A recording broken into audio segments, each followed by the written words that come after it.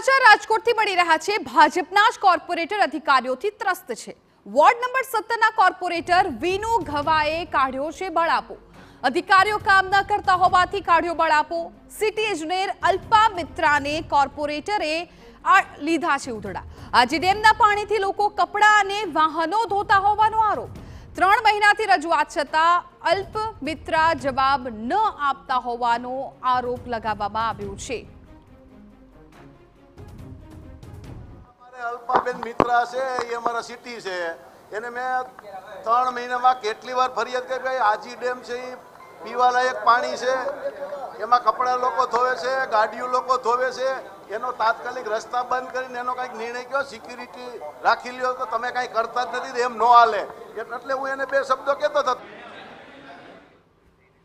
કોર્પોરેટરના બળાપા બાદ standing committee chairman Jaymin ઠાકરનું નિવેદન સામે આવ્યું। કોર્પોરેટરની રજૂઆતને ધ્યાનમાં લઈને સંબંધિત અધિકારીઓને બોલાવી પ્રશ્ન ઉકેલીશું તેવું તેમણે કહ્યું। એની રજૂઆતને ધ્યાનમાં લઈ મારા ધ્યાનમાં પણ આવ્યું છે। અધિકારીઓને વારંવાર કહે છે કે સંબંધિત અધિકારીને આજ બપોર પછી હું બોલાવવાનો છું અને વિનુભાઈ ધવાની સાથે બેસાડીને એના લોક ઉપયોગી જે કોઈ પણ પ્રશ્નો હશે એ તમામ પ્રશ્નોનું નિરાકરણની હું આપના દ્વારા ખાતરી પણ આપું છું। તો અમારી સાથે કોંગ્રેસ નેતા જોડાઈ ગયા છે, એમની સાથે આપણે સીધી જ વાત કરીએ। મહેશ રાજપૂત, મહેશભાઈ, TV9 માં આપનું ખૂબ સ્વાગત છે। મહેશભાઈ, કદાચ રાજકોટની આ ઘટના આપની સામે આવી હશે, જે પ્રકારે વિગતો મળી છે એ પ્રમાણે લાગી રહ્યું છે કે ભાજપના જ કોર્પોરેટર અધિકારીઓ ત્રસ્ત છે। આપ શું કહેશો આ બાબતને લઈને?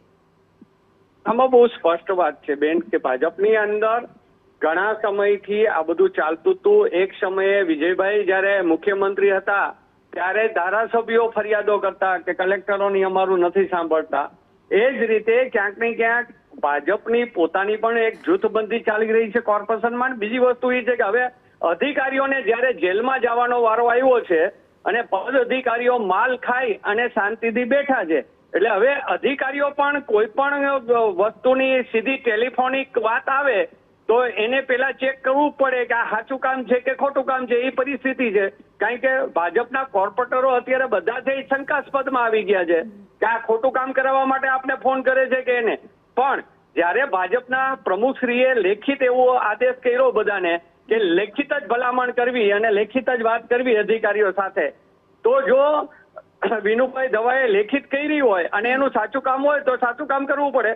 પણ માત્ર સ્ટેન્ડિંગના ચેરમેન એમ કહે કે જોઈ લેશું ને વાત સાંભળી લેશું, અત્યારે બધું ચોપડા અને કાગળ ઉપર ચાલનારી આ કોર્પોરેશન દેખાડવું કંઈ ચાવવું કંઈ, અને આપણે આખા ગુજરાતની અંદર પ્રી મોન્સૂનની કામગીરી પણ જોઈએ જ છે, ચોપડા ઉપર છે, બાકી તો આખું અમદાવાદ હોય કે ગમે તે પાણી ભરાઈ ગયું છે।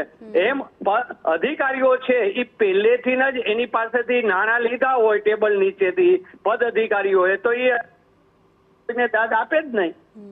અને એવો પણ આરોપ લગાવવામાં આવ્યો કે મહેશભાઈ, એવો પણ આરોપ લગાવવામાં આવ્યો છે કે 3 મહિનાથી રજૂઆત કરે છે છતાં અલ્પા મિત્રા સાંભળતા નથી।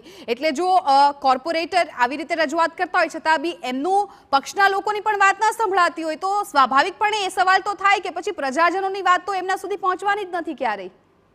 વાત રહી અલ્પાબેન મિત્રાની, તો એમાં બહુ સ્પષ્ટ કહું કે અલ્પાબેનની ઉપર ઘણી ઇન્કવાયરીઓ ચાલુ છે, ઘણી આરટીઆઈઓ થયેલી છે। અલ્પાબેને આની પહેલા રાજીનામું દીધું હતું ને અત્યારે ઓલરેડી અલ્પાબેન રાજીનામું દઈને બેઠા છે, એટલે એ તો રાહ જોવે છે કે સાગઠિયાની ઘોડે આપણે જેલમાં જાય એ પેલા આપણે ઘરે વહી જાય અને બધું જ જે કાંઈ લેવાનું હોય સરકાર પાસે એ નાણાંઓ લઈ અને ઘરે બેસી જાય। કારણ કે જે કરવાનું હતું એ બધું એને અત્યાર સુધીના કૌભાંડો થઈ ગયા છે અને એની ઉપર ઇન્કવાયરીઓ ચાલુ જ છે। હમણાં જ જે હાઉસિંગની તમને ખબર છે કે 3-4 મહિના પહેલા જે ગોકુલ આવાસ યોજનામાં જેમ 2 કોર્પોરેટરના પતિશ્રીઓને 2 કોર્પોરેટરને પાર્ટીમાંથી સસ્પેન્ડ કર્યા ભાજપે, એની અંદર અલ્પાબેન મિત્રા જ છે। એટલે આ બધા કૌભાંડીઓ અધિકારીઓ છે એ અધિકારીઓ હવે બીના છે કે માલ ખાઈ ગયા ઓલા અને હવે આપણે જેલમાં જવું એના કરતા આપણે રાજીનામા દો, એટલે અલ્પાબેન ક્યાંથી સાંભળે? એ તો કામ કેમ લેવું કઈ રીતે લેવું એ તો ચૂંટાયેલા પ્રતિનિધિઓ મેયર અને સ્ટેન્ડિંગના ચેરમેનને આવડવું જોઈએ, પણ એ કાંઈ અત્યારે આવડતું નથી અને આ લોકો માત્ર વાતો કરે તો આ પરિસ્થિતિ આ જ થવાની। કારણ કે અલ્પાબેન પાસેથી કોને કોને માલ લીધો એ બધાને ખબર જ છે। વિપક્ષના નેતા તરીકે મહેશભાઈ, તમને શું લાગી રહ્યું છે કે આ મામલે હવે અધિકારીઓ વિરુદ્ધ કઈ પ્રકારની કાર્યવાહી થવી જોઈએ?